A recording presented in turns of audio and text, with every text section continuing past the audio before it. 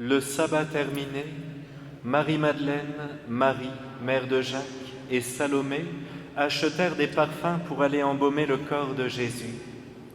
De grand matin, le premier jour de la semaine, elles se rendent au tombeau dès le lever du soleil. Elles se disaient entre elles, « Qui nous roulera la pierre pour dégager l'entrée du tombeau ?» Levant les yeux, elles s'aperçoivent qu'on a roulé la pierre, qui était pourtant très grande. En entrant dans le tombeau, elles virent, assis à droite, un jeune homme vêtu de blanc. Elles furent saisies de frayeur. Mais il leur dit, « Ne soyez pas effrayés. Vous cherchez Jésus de Nazareth, le crucifié. Il est ressuscité, il n'est pas ici. Voici l'endroit où on l'avait déposé. Et maintenant, allez dire à ses disciples et à Pierre, il vous précède en Galilée. Là, vous le verrez, comme il vous l'a dit. » Acclamons la parole de Dieu.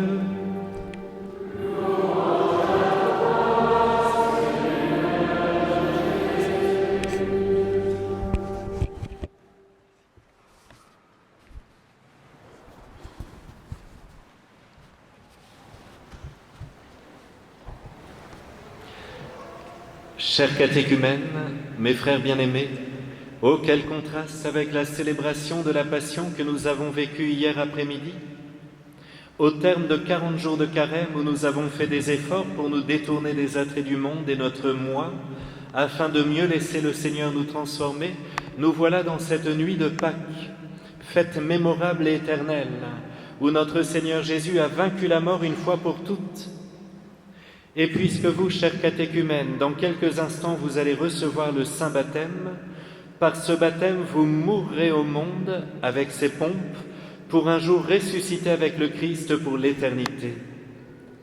La vie éternelle peut nous sembler dans longtemps, c'est une erreur propre à l'être humain qui s'imagine ne jamais mourir. Pourtant, quand on commence à vivre avec le Seigneur, quand il fait partie de nos existences, le temps passe plus vite et le cœur est attiré vers la patrie céleste, comme aimanté par l'amour divin. En réalité, c'est déjà la vie éternelle qui commence dans vos âmes. Voyez comme toute notre célébration de Pâques est pleine d'allégresse et de mémorial. Nous avons repris les nombreuses lectures de l'Ancien Testament pour nous rappeler la grandeur de Dieu au milieu de son peuple. On a tous été émerveillés particulièrement par la troisième lecture, par cette image de la traversée de la mer Rouge et de ces immenses vagues qui recouvrirent l'armée égyptienne si méchante envers le peuple juif en ce temps-là. C'est ce qu'on appelait à l'époque la Pâque, Pessa, le passage de la mer Rouge. Et Dieu avait dit à travers Moïse, « Vous fêterez chaque année cette victoire sur le peuple égyptien pendant 8 jours. 8 jours de fête. Comme nous aussi nous allons faire 8 jours d'octave, tant cette fête est grande. » Et cette fête juive préfigurait un événement encore bien plus glorieux, le passage du Fils de Dieu de la mort à la vie. Cette traversée de la mer Rouge n'était qu'une prémonition en quelque sorte de la fête de ce soir. Jésus a traversé la mort, il est bien vivant. J'espère d'ailleurs, entre parenthèses, que vous y croyez. À cette traversée de la mer Rouge, ne regardez pas BFM TV, parce que vous aurez toujours de grands scientifiques pour vous dire qu'il y a 4000 ans, la mer était beaucoup plus petite, il n'y avait que ça d'eau. On était incapable de nous dire s'il allait pleuvoir tout à l'heure à 9h, au début du feu pascal, mais on est capable de dire ce qui s'est passé il y a 4000 ans. Je ferme la parenthèse. En ce jour, mes frères, ce n'est plus simplement un peuple qui est sauvé temporairement d'une nation étrangère, mais ce sont tous ceux qui ouvrent leur cœur au Christ, qui reçoivent la promesse d'éternité, celle de la vie éternelle et puis encore celle de la résurrection, avec un corps glorieux. C'est Jésus qui nous le promet, et c'est ainsi d'ailleurs qu'il va apparaître à ses apôtres. La voilà, mes frères, la joie de ce soir, la voilà l'espérance qui vient éclairer nos cœurs, comme tous ces petits cierges allumés tout à l'heure.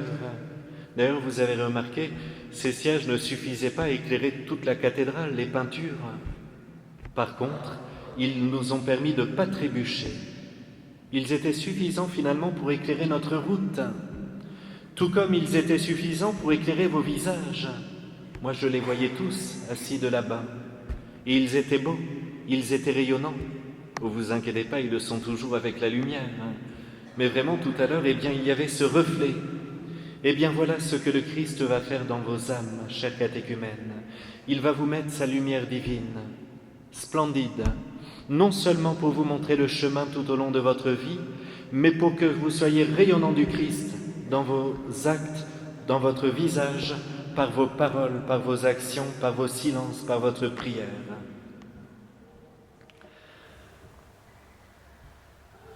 Voilà l'espérance que Jésus met dans notre cœur. Autant dire que voilà ce que nous vivons.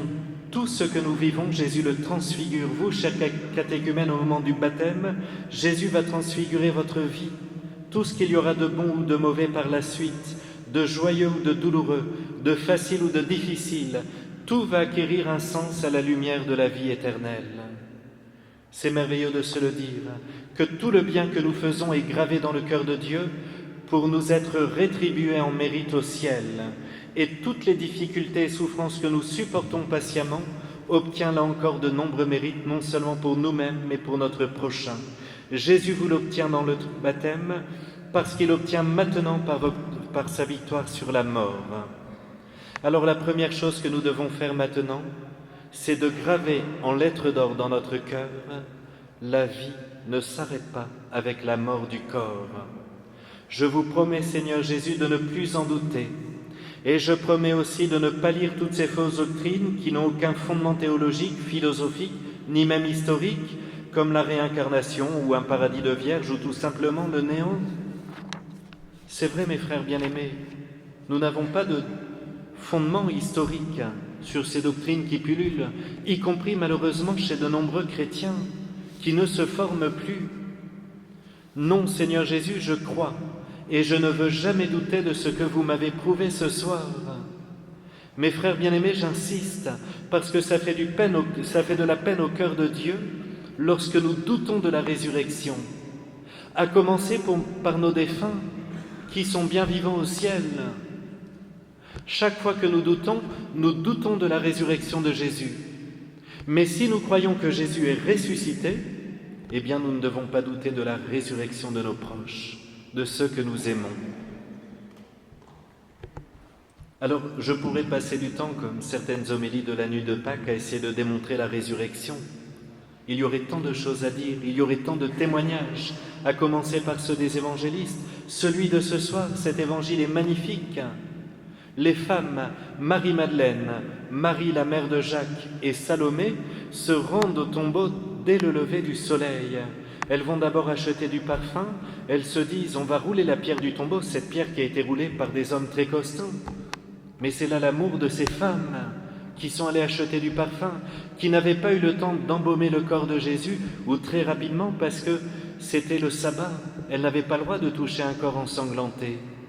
Cela dit, entre parenthèses, vous qui avez étudié le Saint-Suaire de Turin, eh bien nous découvrons dans l'image tridimensionnelle par la NASA, qui a étudié dans les années 1980 eh bien, ce corps magnifique ressuscité, les scientifiques découvrent des fleurs qui avaient été déposées autour du visage de Jésus, des pâquerettes qui sortent en grand nombre à Pâques.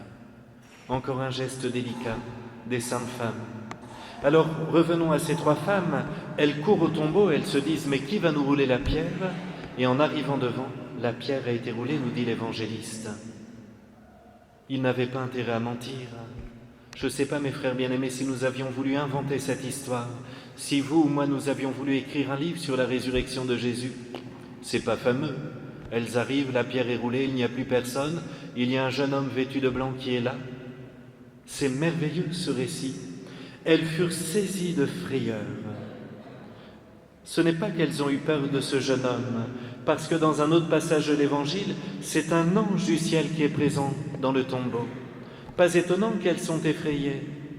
Et l'ange qui est magnifique leur dit « Il est ressuscité, il n'est pas ici. Pourquoi vous venez le chercher au tombeau? Maintenant allez le dire aux disciples et à Pierre. » C'est merveilleux cette annonce de la résurrection. Vous perdez de votre temps dans ce tombeau. Allez vite, allez voir les disciples. Et vous voyez ce qui est encore plus merveilleux, parce que les femmes ont parfois en elles cette belle piété, elles sont récompensées avant les apôtres. Avant les apôtres qui avaient vécu 3 ans avec notre Seigneur Jésus, avant Pierre, le premier pape de l'Église. Eh bien non, c'est d'abord à ces femmes qui est annoncée la résurrection de Jésus. Merveilleux, parce qu'elles ont un cœur délicat, parce qu'elles sont pieuses. Maintenant que nous allons fêter pendant 50 jours cette fête merveilleuse, tous les dimanches nous aurons un témoignage différent de la résurrection, écrit par un évangéliste. Vous allez voir, chaque récit est magnifique. À cela, je pourrais ajouter ce soir les nombreux témoignages d'historiens. Je pourrais vous parler, comme d'habitude, de la conversion de l'Empire romain en moins de 3 siècles. L'Empire romain qui était à l'opposé de l'Évangile, l'Empire romain qui aimait la puissance, ces légions romaines qui aimaient écraser l'ennemi, l'Empire romain qui aimait l'orgueil et la puissance des palais, les orgies, la fête. En 3 siècles, ils apprennent à pardonner, ils apprennent à aimer l'humilité. Les grands chez les Romains seront les humbles. Ils apprennent à apprendre la retenue, la modestie, le respect. Fini les orgies, fini toutes ces fêtes déplacées. Voyez comme l'Évangile a transformé toute une nation immense par le témoignage des premiers chrétiens. Et pourquoi ces premiers chrétiens ont eu cette force d'annoncer le Christ? Parce qu'ils l'ont vu ressusciter. Et vous, ce soir, chers catéchumènes, 2000 ans après, alors que l'histoire a eu tant de l'Église, dans l'histoire, a eu tant de vicissitudes, de problèmes, d'infidélité, de manque d'amour, eh bien vous demandez le baptême. Grâce au témoignage de ces femmes, grâce au témoignage des apôtres, c'est merveilleux, vous nous donnez un beau témoignage par ce choix que vous faites du baptême, parce que vous désirez à votre tour croire dans cette promesse de Jésus, croire dans sa résurrection, croire que c'est lui qui va venir changer vos vies. Vous avez fait ce choix, vous l'avez suivi là pendant plus d'1 an et demi, et vous continuerez à chercher la vérité. Vous ne vous basez pas uniquement sur Wikipédia. Est-ce que Jésus est ressuscité? Tiens, je vais aller voir Internet. Non, vous avez voulu aller plus loin, et c'est merveilleux. Et vous continuerez à avancer, soutenu par notre Seigneur Jésus. Commence en vous cette vie divine magnifique. Maintenant, vous allez être soutenu par notre Seigneur Jésus à chaque messe. Il viendra vous diviniser par la communion, vous sanctifier, vous approcher. Plus vous avancerez en âge, vous direz « mais je ne suis pas digne d'approcher de la Sainte Communion ». Et vous aurez raison, comme le prêtre qui vous parle, personne n'est digne. Eh bien, Jésus veut se donner à vous dans la Sainte Eucharistie. Vous avancerez dans votre vie chrétienne et petit à petit vous sentirez la vertu travailler vos cœurs. Mais il faudra des années pour quitter le vieil homme et devenir petit à petit un saint, pour que le jour de vos funérailles, on puisse dire « c'était un saint homme ». Je compte sur vous, c'est Jésus qui compte sur vous.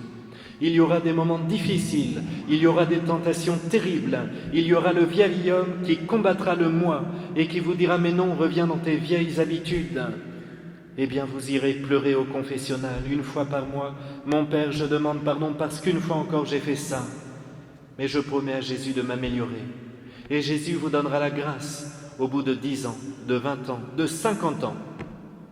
Et vous tiendrez bon par amour pour lui. Et puis le Seigneur vous apportera sa lumière divine chaque fois que vous ouvrirez les Saintes Écritures, chaque fois que vous ouvrirez les Saints Évangiles, le matin au moment de la prière, non pas sur le téléphone, mais avec un bon livre qui sent le papier, et vous lirez quelques versets de l'Évangile, et là encore Jésus, eh bien, entrera dans votre âme, vous édifiera, vous éclairera, vous illuminera. Enfin, dans les moments de maladie, vous ferez appel au prêtre. Vous n'attendrez pas d'être gaga, de ne plus pouvoir parler, mais vous le ferez venir avant ça. Vous direz à votre épouse ou à un proche, va vite appeler le prêtre, je me sens mal. Et vous recevrez ce beau sacrement des malades, qui vous fortifiera. Et à la fin de votre vie, si vous avez été fidèle à Jésus, et vous le serez, c'est lui qui viendra vous chercher, avec sa Sainte Mère. C'est une promesse du Sacré-Cœur de Jésus. Avant la mort, je viendrai visiter les âmes qui m'ont aimé. Je les consolerai, je leur donnerai mes derniers sacrements et je les accueillerai au ciel. Là, vous verrez le Christ ressuscité splendide et vous direz « mais le Père Damien, il avait raison, il est vraiment ressuscité. Non, mais c'est vrai, il y a tellement de témoignages magnifiques, tellement de saints avant nous qui en ont eu la preuve à travers des visions magnifiques, parce qu'ils étaient saints. Voilà la fête de ce soir, la fête magnifique de la résurrection. Je pourrais terminer ici, mais je voudrais encore rajouter un petit quelque chose. Voyez ce qui est beau, hier nous avons vécu la passion de Jésus. C'était triste, il n'y avait pas de lumière. Il y a eu ce chemin de croix qui a été long, éprouvant. Il y a eu l'office de la passion qui a été longue, presque 2 heures. Nous avons entendu cet évangile de la passion terrible, flagellé, couronné d'épines, transpercé par des clous, les crachats, les pierres. Jésus a souffert tout ça par son peuple, par la trahison d'un de ses apôtres, par celle des prêtres, eux qui étaient appelés à une si grande mission. Il a tant souffert. Eh bien, ce soir, il nous demande de tourner une page. Il est ressuscité. Il est dans la gloire. Il est dans la joie. Il est au ciel. Et il veut que nous participions de cette joie. Pas question, mes frères, d'être tristes, quoi qu'il arrive, si nous avons des difficultés, si nous avons mal vécu notre carême, si nous avons mangé du Nutella alors que nous avions dit non, je ne dois pas manger du Nutella pendant 40 jours, c'est pas grave. Ce soir, c'est avec la joie de Jésus que nous sommes. Il est ressuscité, il le veut. D'ailleurs, je me souviens de cette histoire magnifique en Russie, je vous l'ai déjà racontée il y a 4 ans, il me semble, alors qu'en Russie, Lénine voulait supprimer totalement le christianisme. Il avait réuni sur la grande place tous les Russes de Moscou. Il y avait un monde de fous. Il avait fait venir les plus grands philosophes russes. Et il y avait là un vieux moine qui était aussi sur le podium. Et ainsi il avait dit aux philosophes, vous allez démontrer que cette religion aujourd'hui ne sert plus à rien. Et les philosophes, toute l'après-midi, ont prêché l'athéisme. Le Christ n'était pas le Fils de Dieu, il n'est pas ressuscité, vous perdez votre temps pendant des heures et des heures. Et on s'était dit, on va quand même laisser passer ce vieux moine qui va venir confirmer tout ça en quelques secondes. On lui a dit, il te reste 1 minute. Le vieux moine s'est approché du micro et il a dit devant cette foule immense, le Christ est ressuscité. Et tous les Russes ont répondu, il est vraiment ressuscité. Et le discours de ces philosophes était cassé en quelques secondes, parce que c'était la foi de ce peuple, comme c'est notre foi ce soir. Jésus est ressuscité, il est maintenant dans la gloire auprès du Père Céleste, et il veut vraiment que nous participions de cette joie. Nous allons aussi le faire, Seigneur Jésus, avec la très sainte Vierge Marie. Nous allons surtout vous demander, Seigneur Jésus, que dorénavant, chaque fois qu'il y aura des mauvaises nouvelles dans nos vies, chaque fois qu'il y aura des personnes qui décéderont autour de nous, chaque fois qu'il y aura des drames dans le monde, des guerres, des mauvaises nouvelles, des mauvaises lois qui nous font souffrir, nous nous souviendrons que vous êtes ressuscité, que vous avez vaincu la mort, que vous avez vaincu le démon, et qu'avec vous, eh bien, tout cela sera transfiguré un jour. Avec vous, de Jésus, plus de tristesse. Avec vous, Sainte Vierge Marie, nous exultons de joie. Fini la passion de votre Fils. Il est maintenant dans nos cœurs pour la vie éternelle. Amen. Le Christ est ressuscité.